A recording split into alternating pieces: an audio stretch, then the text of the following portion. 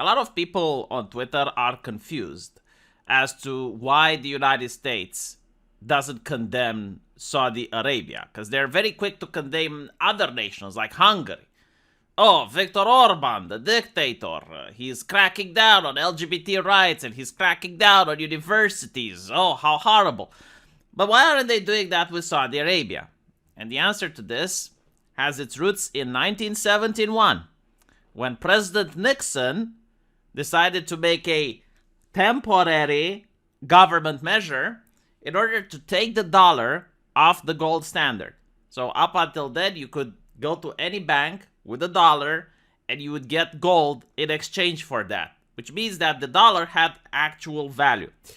But when it was taken off the gold standard, many people falsely claim that it became just paper and it had no value. But in reality, the dollar still had value. One way that it had value is that people have to pay their taxes in dollars.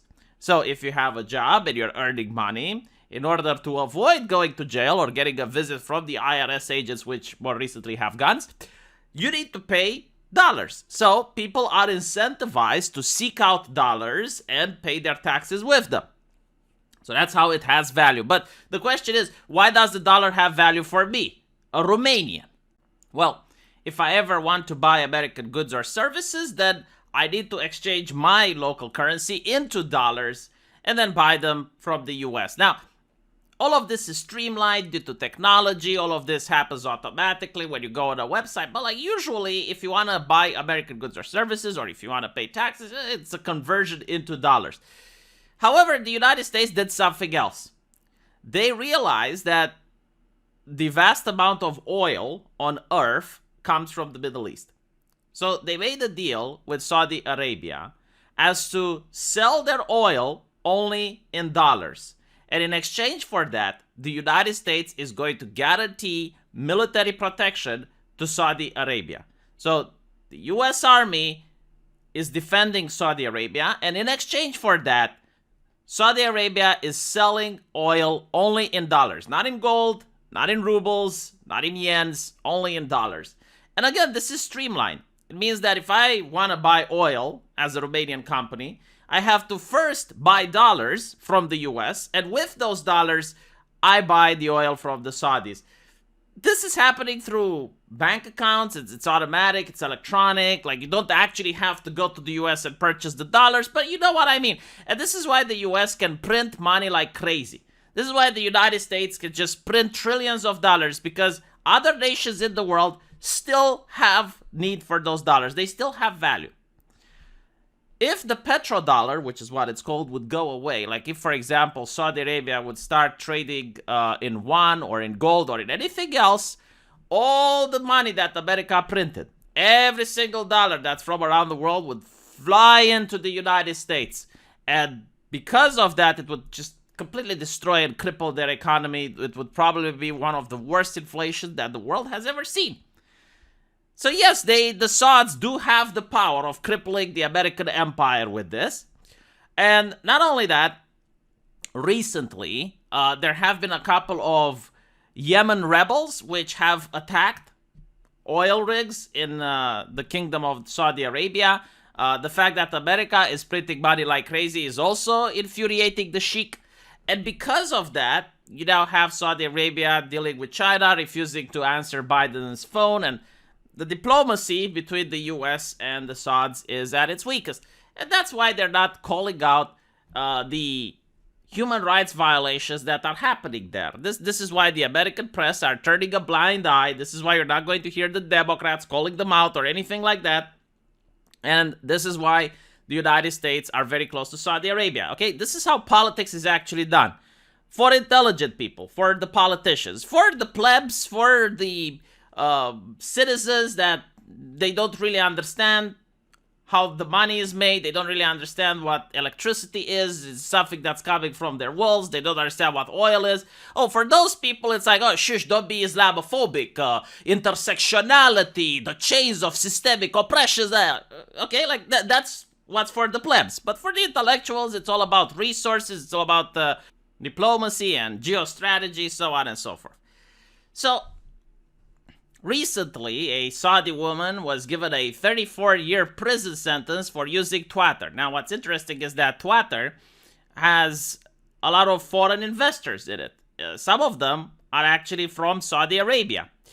And what's interesting is that, Twitter has a very strong terms of service, a trust and safety policy, which makes sure that there is no misogynismus, that there is no racismus, that there is no harmful content on the website.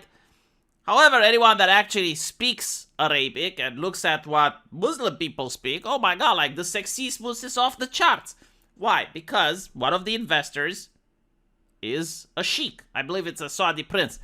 And is their culture, right? Like, they are going to protect the status quo. They are going to protect the culture there. So, as long as they're speaking in English, they can say whatever the fuck they want.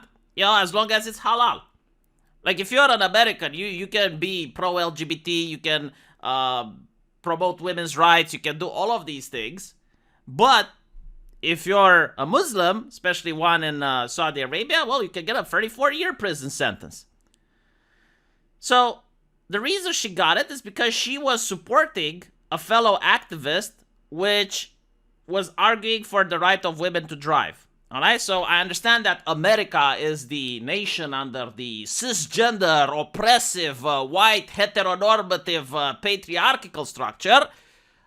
But Saudi Arabia is a theocracy, and there, in 2022, only recently did women get the ability to drive. And some of the women that fought for them getting the ability to drive now get a 34-year sentence for using Twitter. Now, what I find interesting, a lot of people on social media are complaining about this, and I'm saying it's like, do the Americans really have a moral high ground in this? Because the only reason people don't go to prison in the United States for things they post on Twitter is due to the Constitution. And the Constitution is not the work of the people who are alive today. As a matter of fact, I am full willing to believe that if the US Constitution didn't exist, you would have states in the US right now that would be very similar to what you see in the European Union and the United Kingdom, where tweets online would definitely get you in trouble. Where you could go to prison or face fines or stuff like that for stuff that you post online. And I'm not talking about like harmful stuff such as death threats or incitement to violence. No. I'm talking about like political opinions. Like, the pendulum is swinging so hard towards authoritarianism in the United States. Like, they do not value liberty anymore. Instead, they value safety. And these things are mutually exclusive. You cannot have liberty and safety at the same time. And you notice this when you read the American newspapers. I mean, when you read The Guardian, right? They only talk about freedom when they're discussing Ukraine, where they're discussing this woman who is getting the 34-year-old prison sentence, right? Like, that's the only time they talk about freedom and liberty. But when they talk about the West, when they talk about the United States, when they talk about the United Kingdom, the European Union, they talk about equity, inclusion, diversity, safety, all of the other things, but never about liberty, never about freedom. The only time they talk about liberty or freedom in this context is when they try to restrict them. In fact, there is actually an article from The Guardian which came out recently. If we want to defend free speech, now is the time that we need to restrict it the most. Just complete mental deficiency. I don't even know who the targeted audience is, like who reads that and goes like, yes. Like, in order to protect The Guardian, now is the time to fire most of its journalists and staff. It doesn't make any sense. But, it's The Guardian. So now you understand, I hope, why America is tolerating all of these human rights abuses that are happening in other nations. It's due to political interests, economical interests, and the power of the Saudi Arabia to majorly cripple the United States economy, if not actually destroy the American empire. But, of course, if it were to happen, like let's say that Saudi Arabia decided to exchange oil for rubles or yens, then, the US would probably have a backup plan. They would probably figure something out. I don't know, maybe like create a new form of currency backed by gold. I don't know. Like, the Russians definitely, when they were pressured, and the rubles were going down, they said, all right, well, we're going to bring back the gold standard. I don't know if they followed up with that.